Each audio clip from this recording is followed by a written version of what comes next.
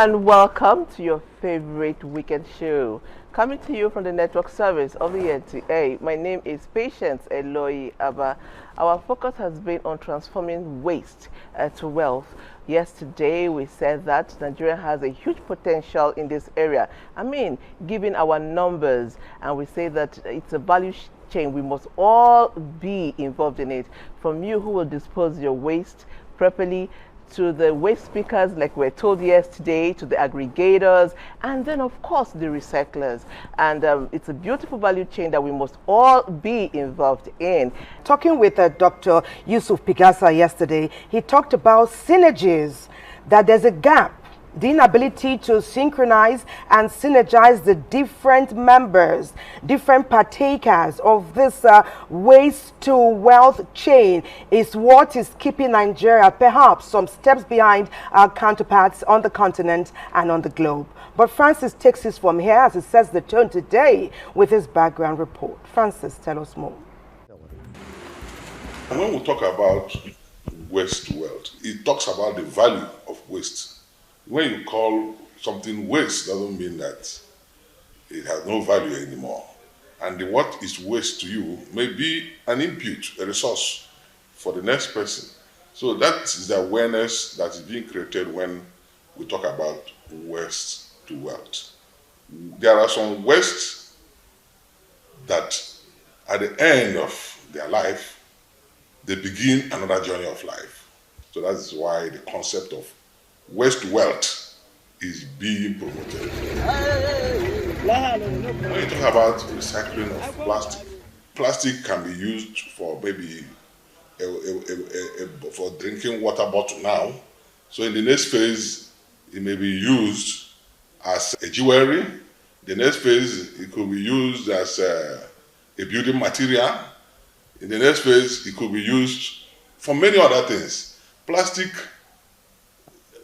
really does not have an end because it continues to rotate. Some people break them down into pellets. They can export them and they are used to produce PVC pipes. Some are used to do maybe footwears. Some are used to do in buildings. Some are used even in making roads. Some are used in making bags. Some are even used in making clothes. So it continues. And at the end of that life, it is turned into another product, which is still of value to society. Waste to energy is also part of the waste to wealth. You know, waste to energy, even animal waste, if you go to an abattoir, a typical abattoir, you know, they generate waste. Some of the abattoirs are also being powered.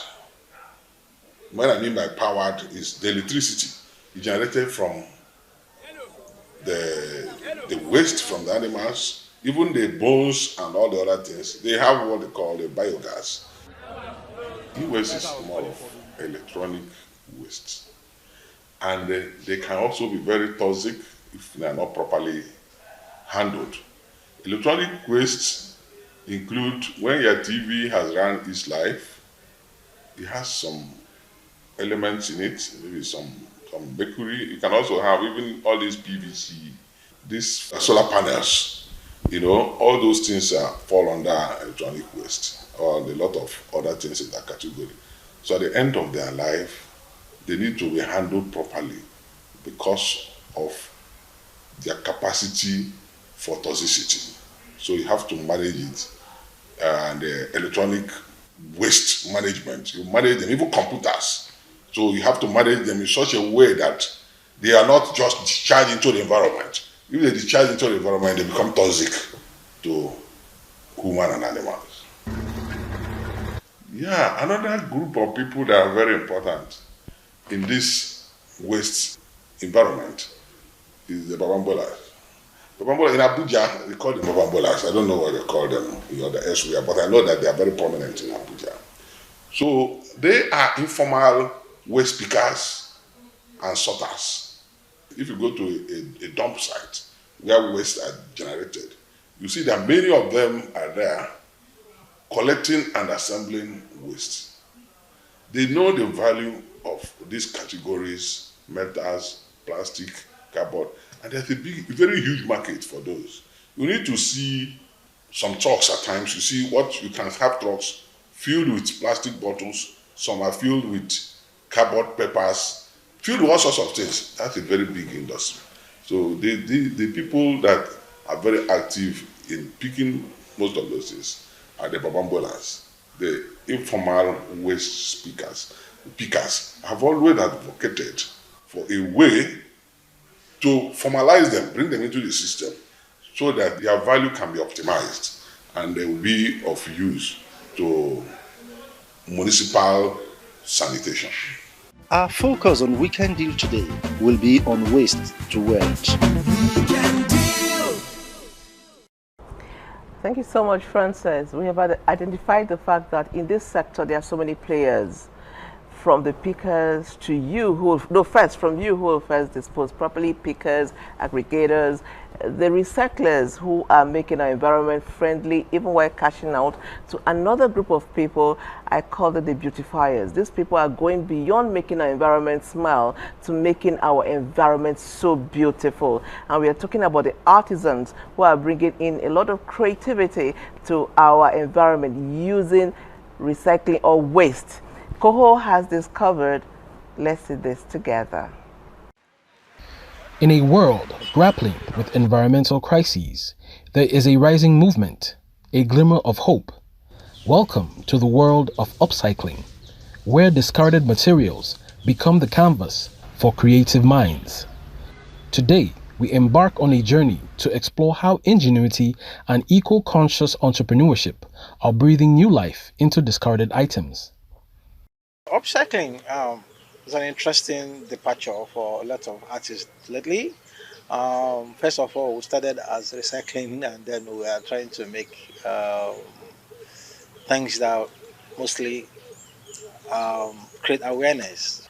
So these are not biodegradable things. They are things that these items were not considered from the beginning of the design. So now we find them not getting back to be reused, and so we're not taking them to make art. So we work with wood, we work with metals, we work with plastic, most things that are not non-biodegradable. Those are the things that the artists are using to work, because what we've done is we also helping to take them away from the landfill.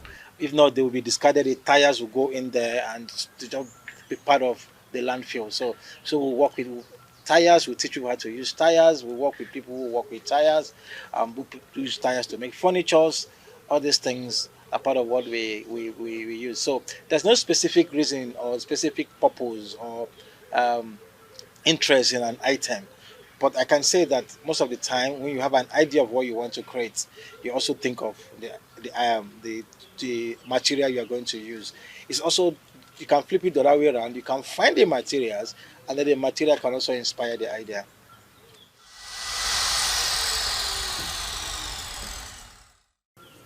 When an artist makes an art piece and he sells them, there's an exchange, there's an economic exchange. Somehow, somebody's got a product they're looking for. The artist has got funds for himself, for his family, for his relatives. So there's a circle how these things go. Even in the communities where some of these artists who are practicing upcycling, they also find time to teach young people the same thing that we teach them.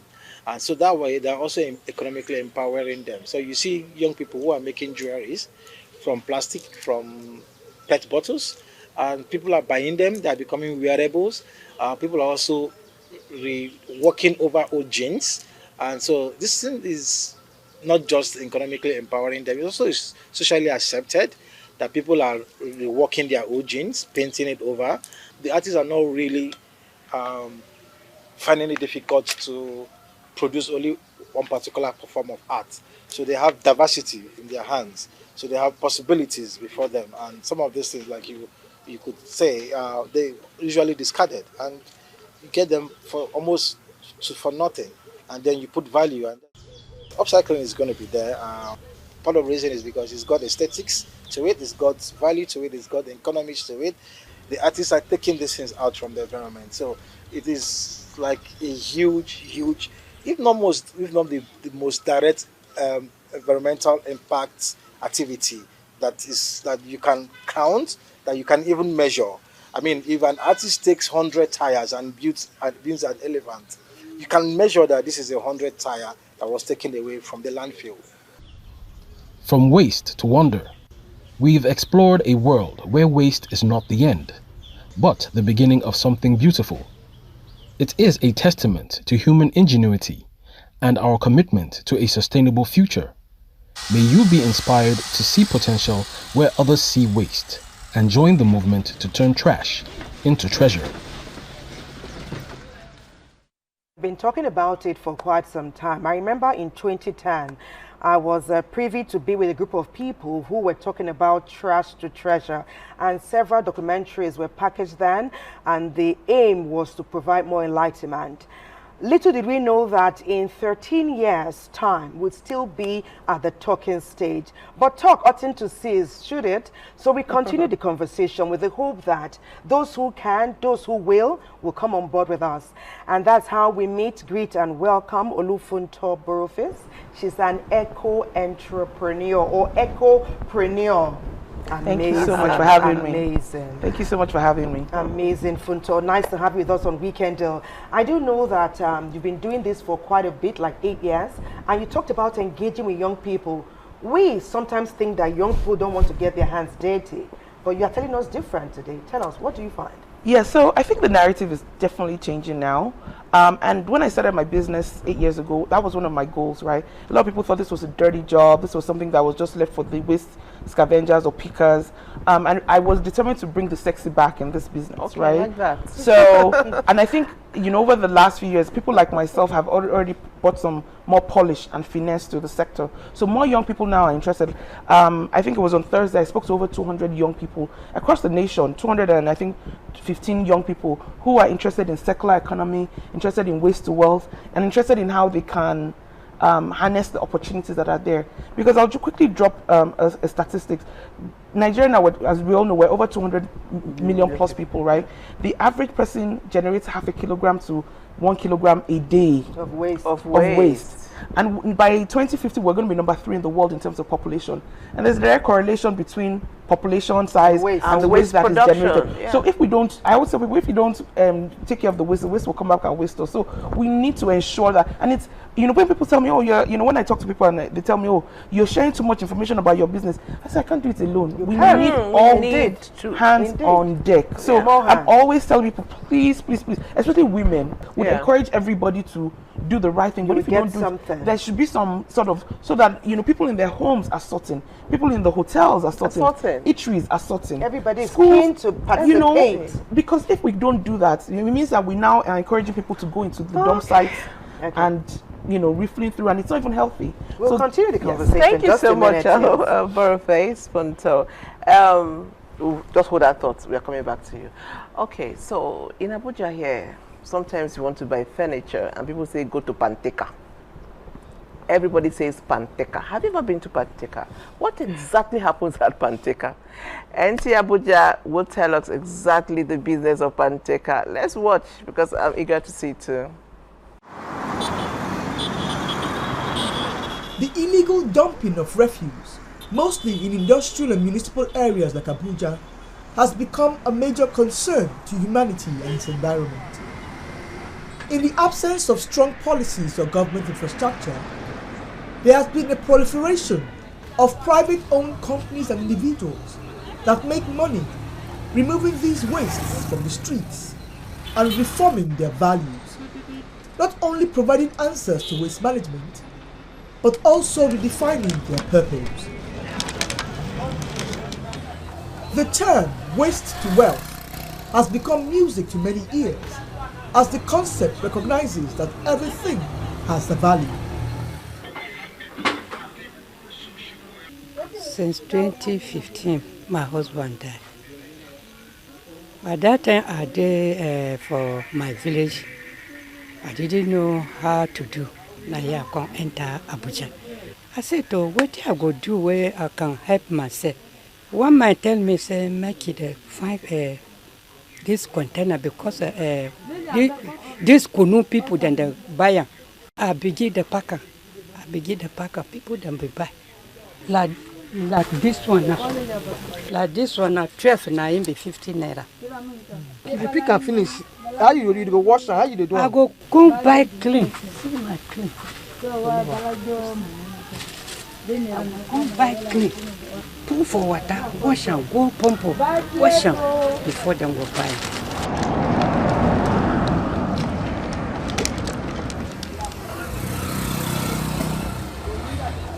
These are Yanya pantakers in Abuja who are providing answers to waste management by originating income from scraps and wastes.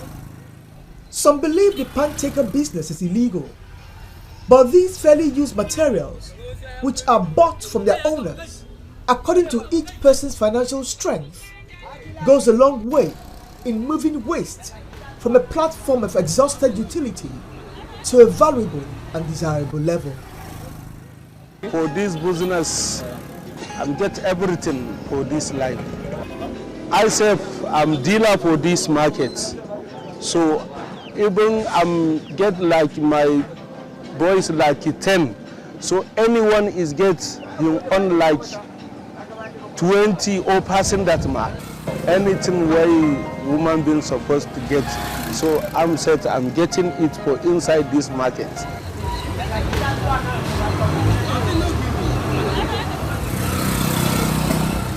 Abuja, the federal capital of Nigeria, is now home to a waste recycling center built in Yanya with the sole aim of renewing, reusing and recycling waste for wealth.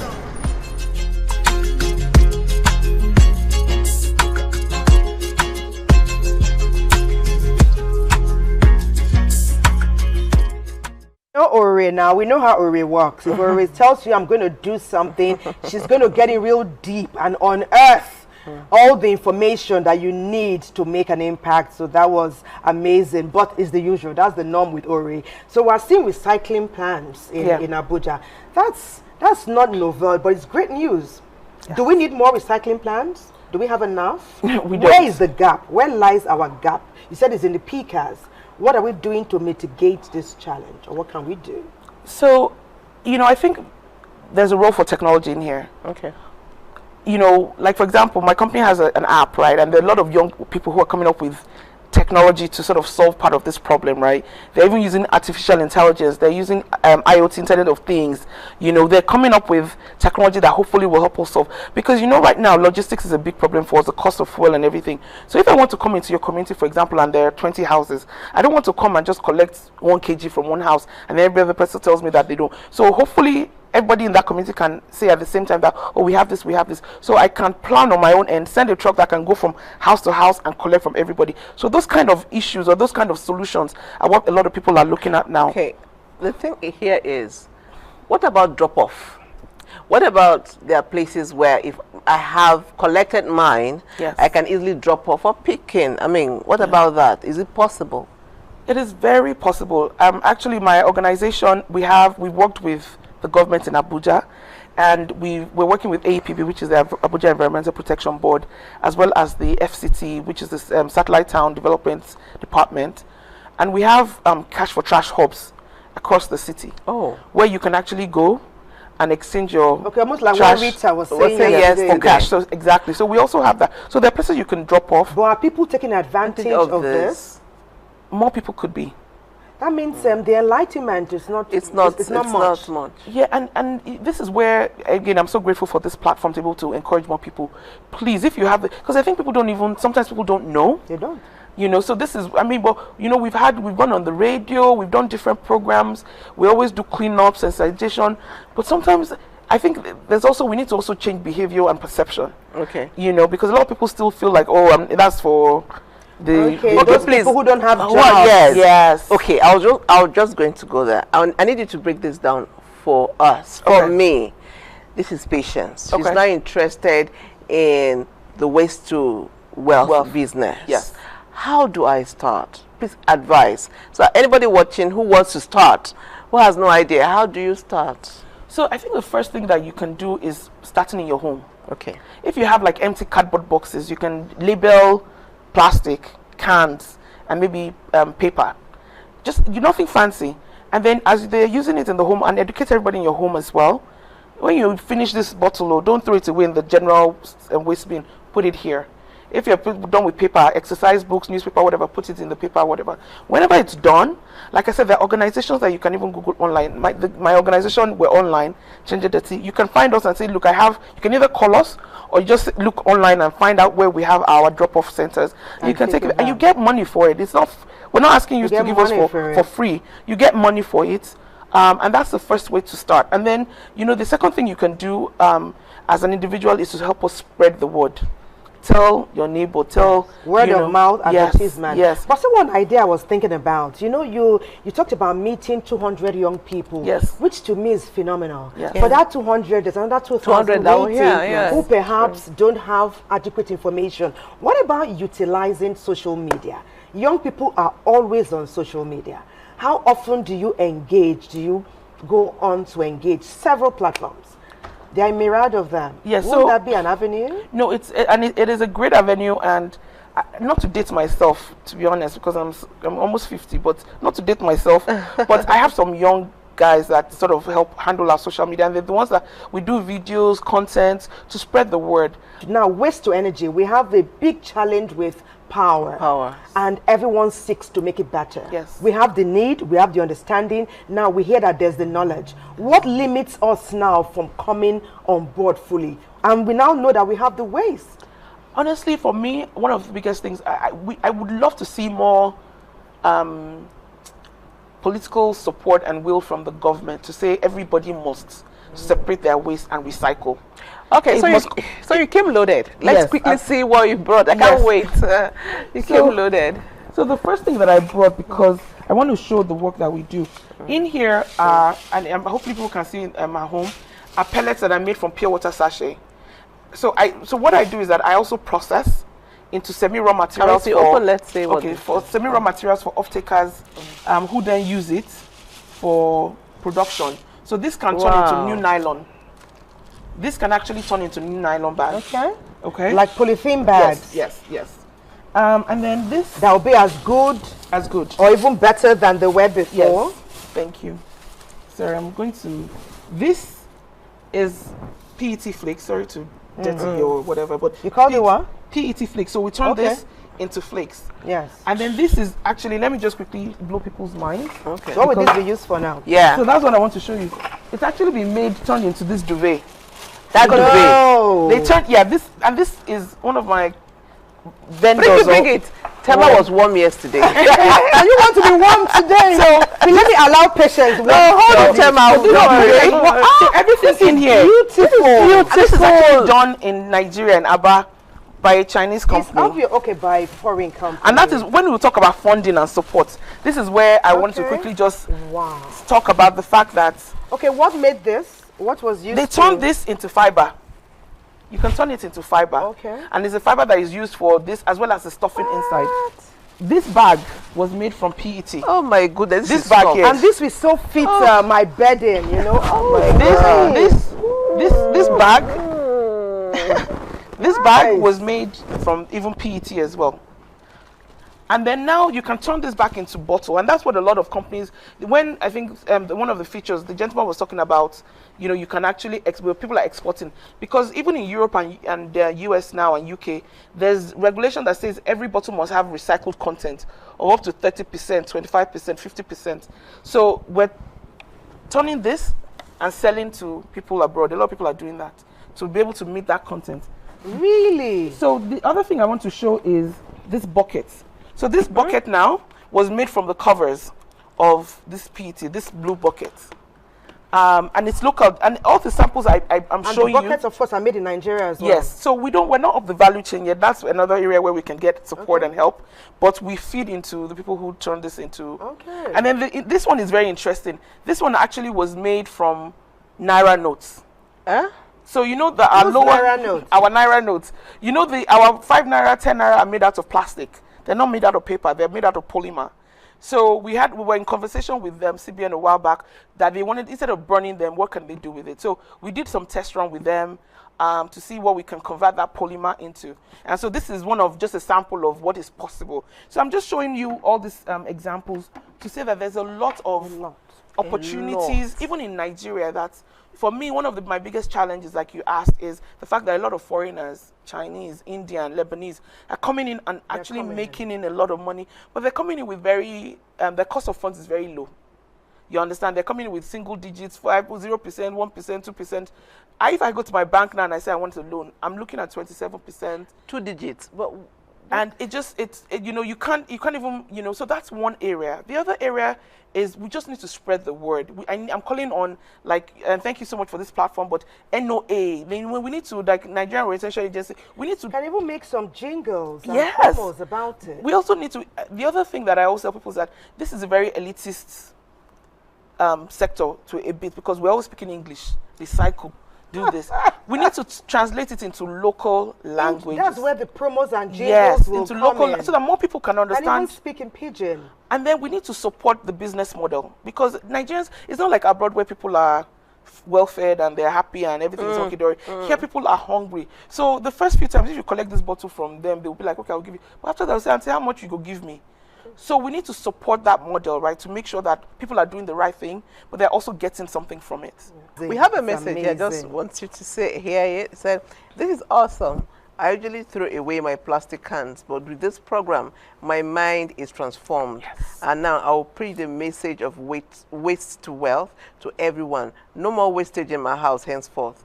Can you please share the company's website? There's a website and all that. So everybody, all the messages are coming in. Excellent. All the messages are coming in. Oh my goodness. So you want to share your website? Sure. It's so the name of my company is called Change Dirty, which means change dirt in house or transform waste. So it's www.changedirty.com. Okay, interesting.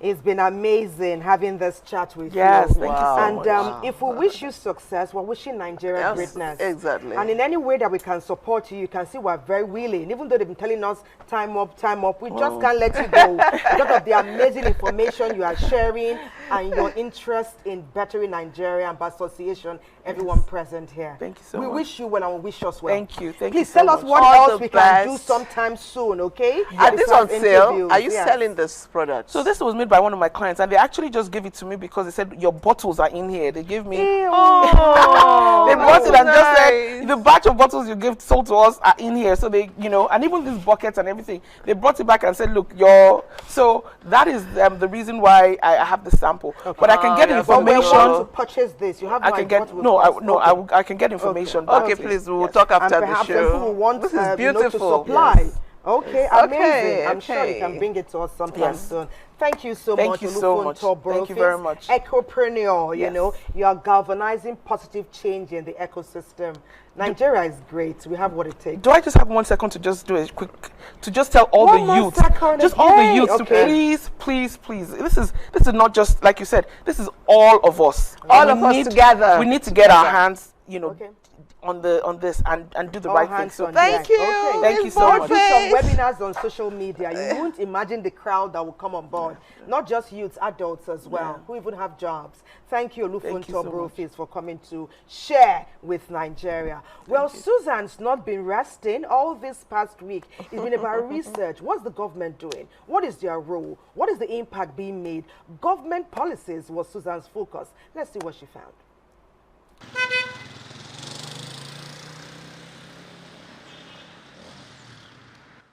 In today's world, waste management has emerged as a pressing global concern. Governments worldwide have taken significant steps by implementing diverse policies to tackle these issues. In terms of waste management policies in Nigeria, actually the government has done so much. If you look at Abuja, for example, in anything that you generate, after generation, it becomes management. And management problem is a very serious problem when it comes to waste management. It's not only in Nigeria, but it's a global problem. That's why if you look at SDG goal number 6, you're talking about water and sanitation. Sanitation is very, very key. Befitting place for human environment is very, very key. That's the reason why we need to look at issue of waste management as holistic, comprehensive, and very, very important aspect of our society today. Government policies play a pivotal role in waste management, encompassing recycling programs, waste reduction targets, and regulations on disposal methods. However, the effectiveness of these policies vary. Awareness, surveillance, and enforcement are very, very vital. If you do that, it will go a long way. There are agencies. For example, you have the Nigerian Civil Defense Corps in collaboration with National Youth Service Corps. Corps members, they have their CD every weekend or every day, community development. If you ask them to take inventory on all these activities, they will give you results. You have NGOs that are responsible for waste management in Nigeria. So if you ask them, they will give you inventory of places where people are dumping their waste, illegal places, and their activities. If you do that, if you have an enforcement agency, even you can employ private people, just like the way Abuja Environmental Protection Board are employing people.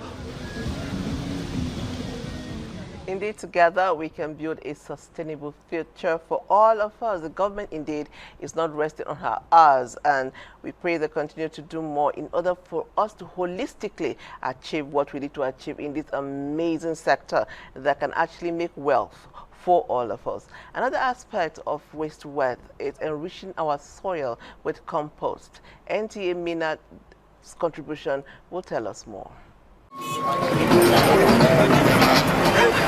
Today, as the world's population continues to grow and the need for sustainable food production becomes more pressing, a new concept is taking center stage, utilizing waste as a resource in agriculture.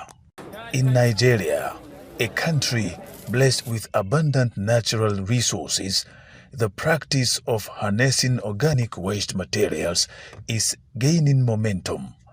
It holds the key to addressing food security challenges and promoting ecological balance.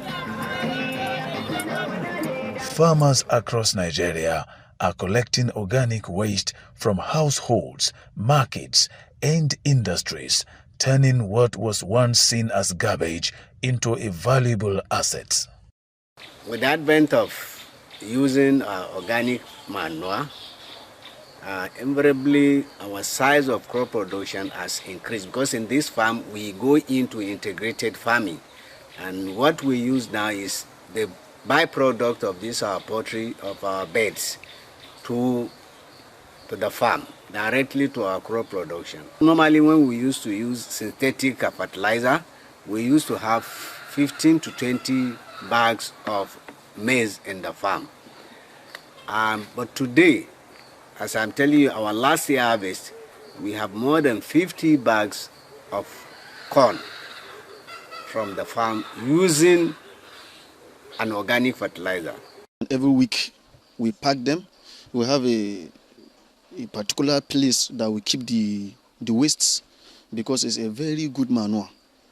People come here and even booking to have those wastes to take to their farms, most especially people that are farming these onions. I'm also a farmer, so I don't normally even sell it.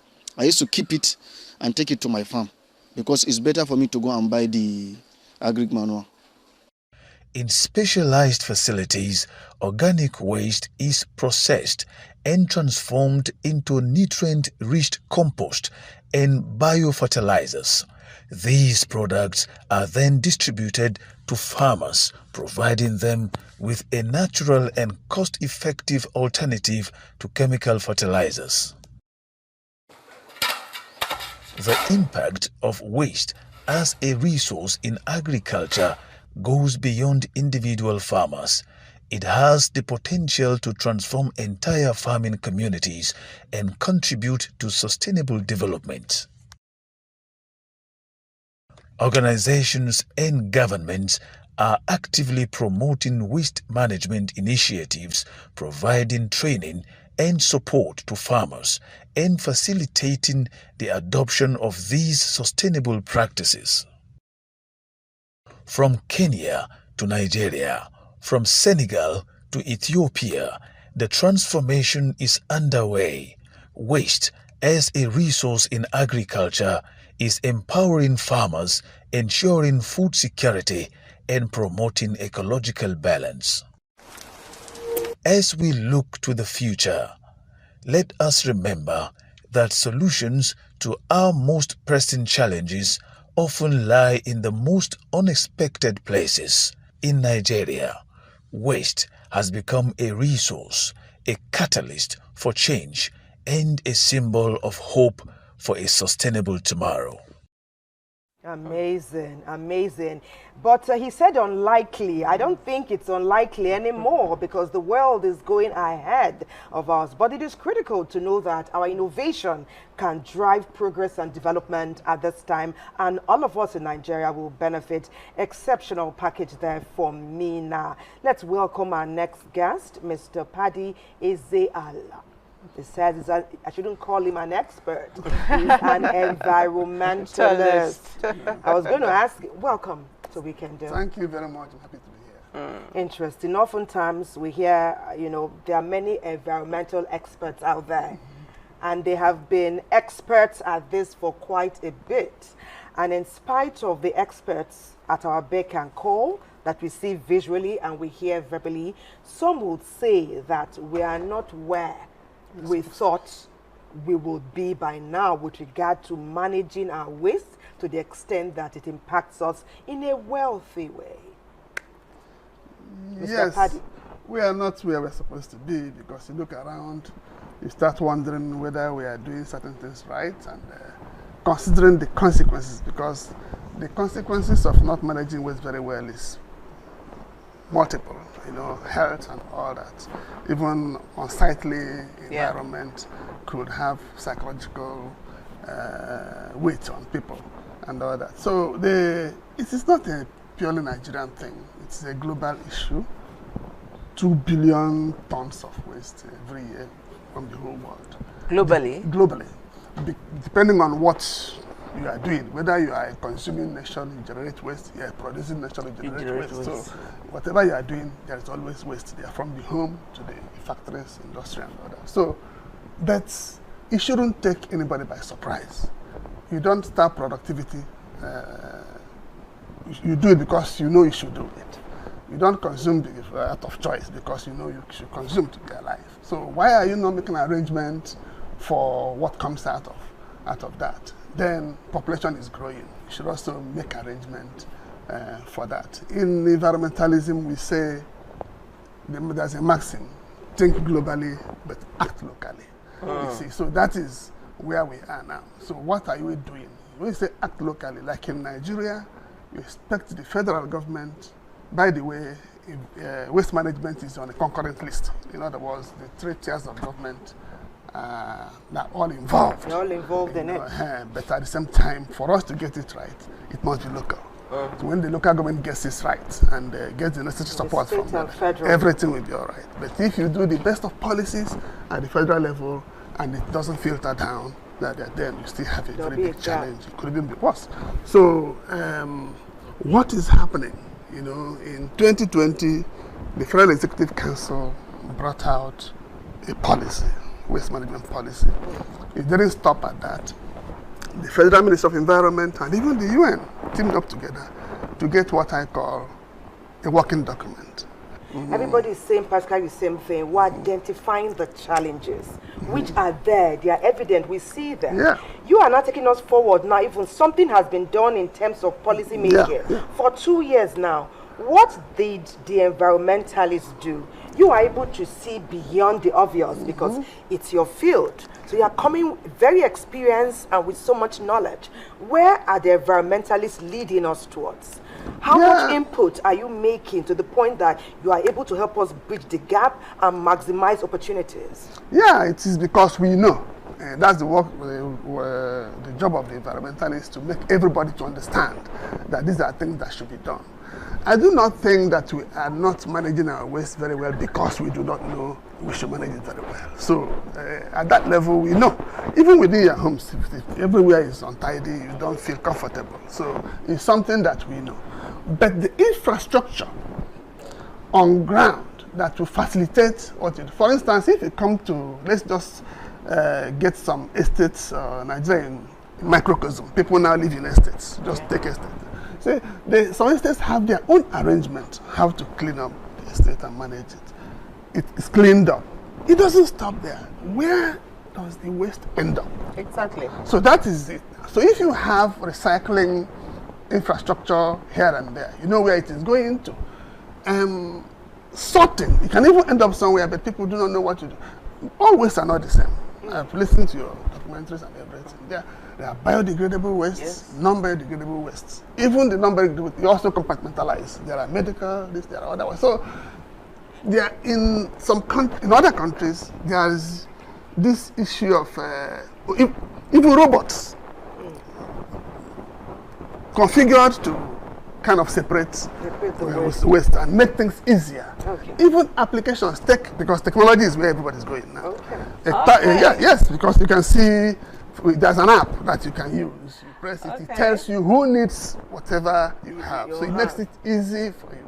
There are also a kind of pneumatic pipes where you can even pipe waste and eliminate trucks, which is also causing its own environmental challenge. Is it happening in Nigeria now? It is not. That's where we should kick into what's happening in the so globe. many things happening around the world that needs to replicate in Nigeria in order for us to effectively manage our waste system. Yes. Hold the thoughts, everybody. We'll go on the break, and this conversation will continue. I'm enjoying it.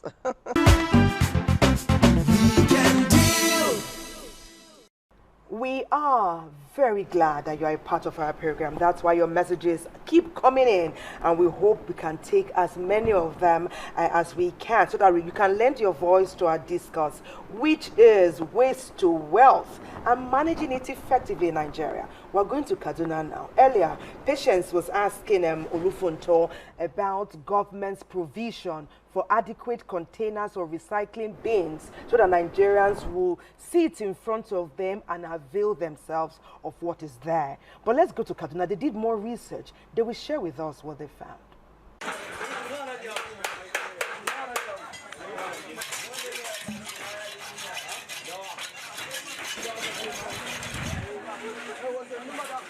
This is Panteka Market, where waste materials are transformed to usable products.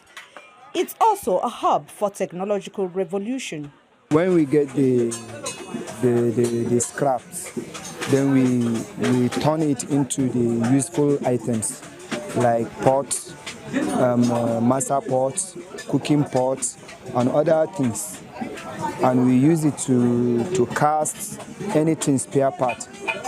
Maybe somebody lost his, maybe we use it in making connector, piston, and aluminium rim cover.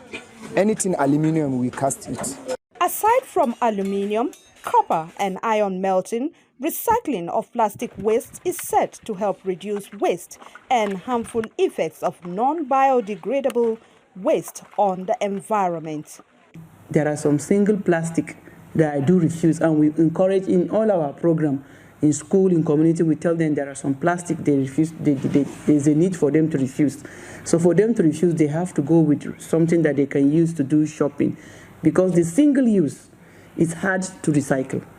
Even when we gather it and take it to all these companies that are into recycling plastic, they don't collect it. They only collect something like all this plastic, like a water bottle, the Faro water, or the other takeaway pack. That's the one they recycle. Even the other takeaway, the styrofoam, is not recyclable. And also we teach them not only the plastic, there are some food that they can recycle. Like your raw food, you can make it into manure by adding it with your soil, and then when it's composed, you can put it on your farm. But the most problematic one is the single-use plastic. Adamu Ibrahim Ahmad Karaye and Abdul Qadir Abdul Rahim, both employers of labor, showcase how waste can be transformed to wealth. We are into recycling of both plastic and nylon leather waste, both the pure water and packing bag. The packing bag is such as all these Coca-Cola packing bag, water bottle, and the rest.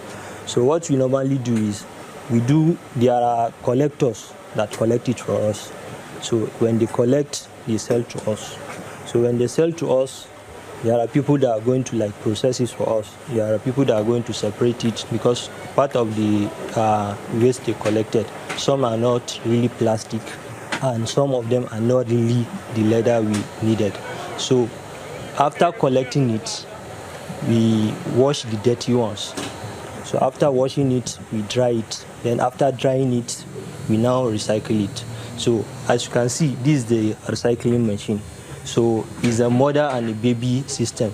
So the big one is a mother, while this small one is the baby. Then this is just a water, and this is a cutter. So this is a panel. So the panel has temperature control and everything. So it has to heat to some level before they start the work. So as you can see, there's a head. This is called a die head. So inside it, there's a net we put, because it's a waste.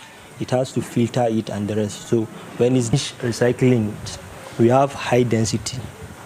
So the high density is the one they use for all these black shopping bag. They use it for all these jerry cans. They use it for producing kettles. They use it for producing many things.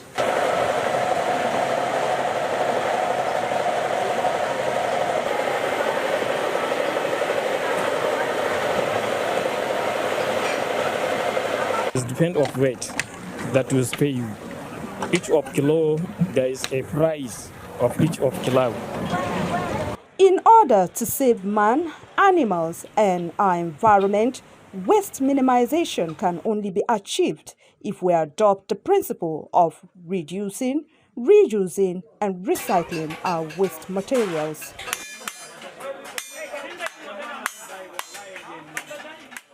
NTA Kaduna, that was so inspiring. True transformation of waste into wealth. Our guest is still in the house. Thelma asked me a question and asked if I love Nigeria. And I say, yes, we do love Nigeria. And that's why we're doing what we are doing. But I'm going to ask a question based on that. I mean, should love of country not make us take more care of our environment? Not throw something through our car, that banana peel. Not throw away things around carelessly. Must there be punitive measures, or do you think people still do it because there are no punitive measures to say, once you trash the environment, you're going to get a stick? Yes, there has to be sanctions for wrongdoing. That's clear. But you have to love yourself first, and you love the country. It goes through. If you don't like yourself, if you don't love yourself, I don't see how you're going to love the next person or even the country. Patriotism, is compulsory, because it's your country. If you don't love it, if the country goes down, you go down with it, if possible. And if you go to another place where you're not accepted, then life becomes miserable. So it's in everybody's interest that the country is running very well. It's also in everybody's interest that you are healthy, that you are living very well. You have the proper definition of well-being, sound mind, and body and environment. So what we are discussing is not far from it. You see, so if you decide you cannot, in your right senses, want to be in an unsightly environment and enjoy and be happy.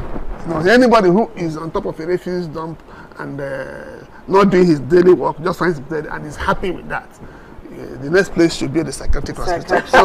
So that is a given. A given. So we should love ourselves, love the country, love our environment, and life. The quality of life will improve automatically.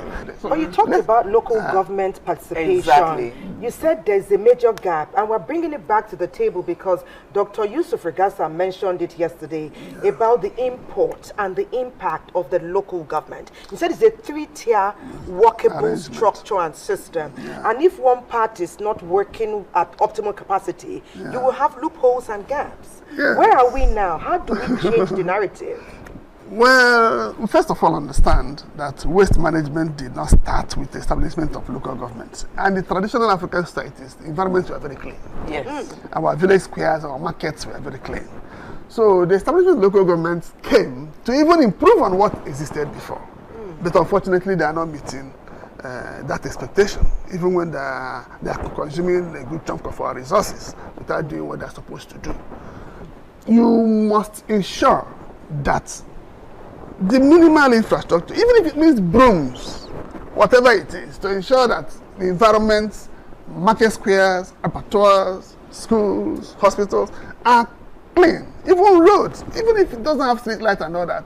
I never came to the village in those days and saw heaps of things. So we must have that mindset first before coming to modernity. So local government, where you have this infrastructure, recycling, and before you talk of recycling at local government level, please let's handle the ones we can handle first. Take care of the biodegradable ones, reuse them very well. When you say reusing, it should be production of manure to improve food production and things like that. At that level, if we get it right, what we now have to do at the state level to manage the bigger urban areas and things like that will be easier, because we have learned a lot. We are not meeting our responsibilities with regard to the environment generally, and why waste management is, we are talking about it now is because it's evident. If you get it wrong, it shows. We're about to wrap up, sir, but let's just look at your agenda. The Authoritative Development Magazine, okay? Which agenda is this? How will it change our narrative? We have just a few minutes to wrap up our conversation. You are doing this to what end? Yes. How many lives has it changed? How will it turn Nigeria? It's changing. It's a policy magazine. It's a difficult one because in this kind of media business, to focus on development challenges, development issues, may not be immediately commercially what you expect. But for societal development, someone has to do it.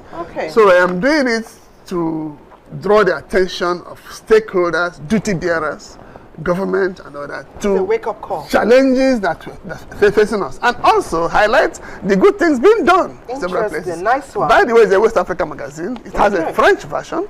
It's in circulation in Senegal, in Burkina, in Cote d'Ivoire, in Ghana, the Gambia, and yes, of course, Nigeria. It's amazing of you. Thank you. We're going to read this. We're going to read it from end to end. Yes. And inculcate it in others. And we keep praying that there's more synergy, because we see that there are pockets of actions being taken from individuals and organizations, isolated. But if we synergize, we'll make an impact. Thank you so much, Mr. Paddy. I'm so happy Allah for being here. Thank you. Indeed, you're an expert. Even though you say we should not call you an expert, you are an expert. We'll quickly go over to Sokoto, and their emphasis is still on agriculture, the place of waste in agriculture.